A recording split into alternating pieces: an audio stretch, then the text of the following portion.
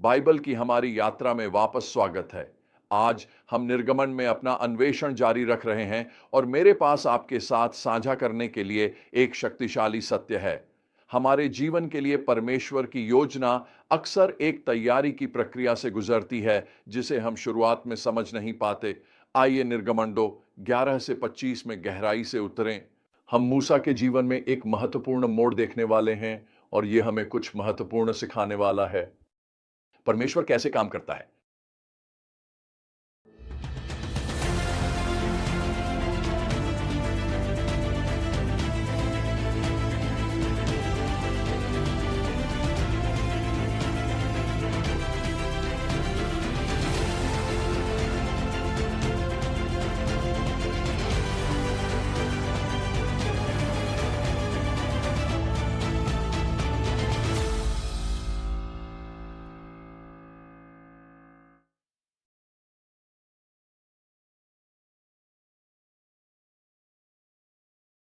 यह खंड मूसा से शुरू होता है, जो अब बड़ा हो चुका है और अपने लोगों के कष्टों को देख रहा है।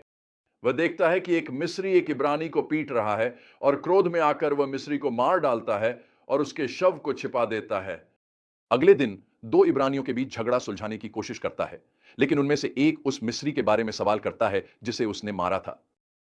यह समझते हुए कि उसके कार्यों का पता चल गया है, मूसा मिद्यान भाग जाता है। अब यह एक झटके जैसा लग सकता है, लेकिन बात यह है कि परमेश्वर मूसा को उस विद्यालय में दाखिला देने वाले थे, जिसे मैं विनम्रता का विश्वविद्यालय कहना पसंद करता हूं। परमेश्वर द्वारा उपयोग किए जाने वाले हर एक व्यक्ति को शिक्षा की आवश्यकता होती है, लेकिन परमेश्वर का विद्यालय दुनिया के विद्यालयों से अलग होता है। दुनिया के विद्यालय भरपूर जानकारी देते हैं, लेकिन परमेश्वर का विद्यालय प्रचुर रूपांतरण प्रदान करता है। औपचारिक इमारतों में आयोजित होने के बजाय परमेश्वर का विद्यालय कठिन अनुभवों और विनम्र करने वाली परिस्थितियों के मैदान में आयोजित होता है। मूसा मिस्र के सर्वोत्तम संस्थानों में शिक्षा प्राप्त कर चुका था। वह फिरौन के पोते के रूप में पला बढ़ा और उसे बेहतरीन अवसर मिले, पर इनमें से कोई भी उसे परमेश्वर की योजना के लिए तैयार नहीं कर सका। उसने बहुत ज्ञान अर्जित किया था, लेकिन उसमें वह चरित्र और आध्यात्मिक तैयारी नहीं थी जो आगे के कार्य के लिए आवश्यक थी। इसलिए परमेश्वर मूसा को असफल होने देते हैं और उसे मिद्यान भागना पड़ता है, जहां वह चरवाहा बन जाता है। यही वह रेगिस्तान है जहां मूसा विनम्रता के विश्वविद्यालय में प्रोफेसर पवित्र आत्मा के अधीन अपनी पढ़ाई शुरू करता है। वह अपने डीडीजी डिग्री यानी परमेश्वर पर निर्भरता में डॉक्टरेट की डिग्री की ओर बढ़ रहा था। इस विनम्रता के विश्वविद्यालय में मूसा को कुछ महत्वपूर्ण सबक सीखने थे। परमेश्वर का कार्य परमेश्वर के समय पर ही किया जाना चाहिए। मूसा ने अपनी प्रजा की सहायता करने का प्रयास 40 वर्ष पहले ही कर दिया था, मगर उसे पवित्र आत्मा के मार्गदर्शन में चलना और परमेश्वर के समय के अनुसार कार्य करना सीखना था। साथ ही परमेश्वर का कार्य परमेश्वर की शक्ति से ही किया जाना चाहिए। मूसा ने अपनी शक्ति से सहायता करने की कोशिश की और अंत में उसे अपने प्राण बचाने के लिए भागना पड़ा। उसे यह सीखना था कि परमेश्वर का कार्य न तो बल से होता है, न ही शक्ति से, बल्कि उसके आत्मा से होता है, जैसा कि जकरयाह 4:6 में लिखा है।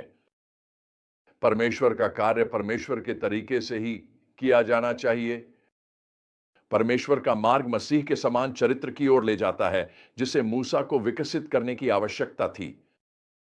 जब मैं अपने जीवन के बीते समय पर नजर डालता हूं, तो मैंने देखा असफलता का द्वार अक्सर लक्ष्य की पूर्णता के लिए होता है। यह मेरे लिए विनम्रता के विश्वविद्यालय में प्रवेश परीक्षा जैसा रहा। मैंने देखा कैसे परमेश्वर ने उन लोगों के हृदयों में कार्य किया जिन्होंने बड़े साम्राज्य खड़े किए, लेकिन फिर किसी बड़ी असफलता के कारण वे साम्राज्य गिर गए। जब ऐसा हुआ, मुझे पता चल गया वह व्यक्ति परमेश्वर के विद्यालय में दाखिले के लिए एक उपयुक्त उम्मीदवार था। आप कभी भी मिस्री साम्राज्य में कोई बड़े व्यक्ति बनकर विनम्रता के विश्वविद्यालय में अध्ययन नहीं कर सकते। इस विनम्रता के विद्यालय में किसी मनुष्य को महिमा नहीं मिलती, केवल परमेश्वर को ही मिलती है। यह सब उसके राज्य, उसकी शक्ति और उसकी महिमा के बारे में है। वह ऐसे लोगों को तैयार करता जो उसे सम्मान दें। निर्गमन 2 का यह अंश एक सुंदर स्मरण के साथ समाप्त होता है। परमेश्वर ने उनकी कराहट सुनी और उसने अब्राहम, इसहाक और याकूब के साथ किए गए अपने वाचा को याद किया, तो परमेश्वर ने वास्तव में इस्राएलियों की ओर देखा और उनकी चिंता की। यहां तक कि जब ऐसा लगता था कि कुछ नहीं हो रहा है, तब भी परमेश्वर कार्य कर रहा था।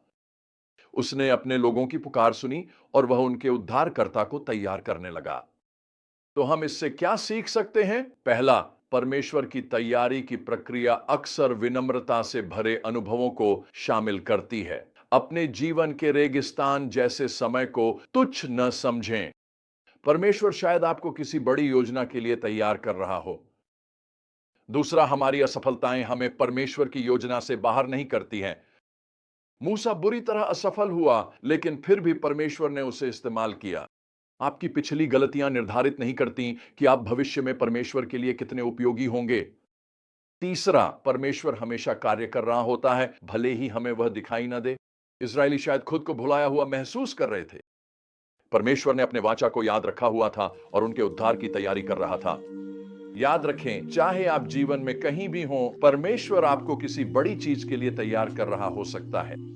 उसकी प्रक्रिया पर भरोसा करें। जो सबक वह आपको सिखा रहा है, उन्हें सीखें और देखें कि वह कैसे कार्य करता है।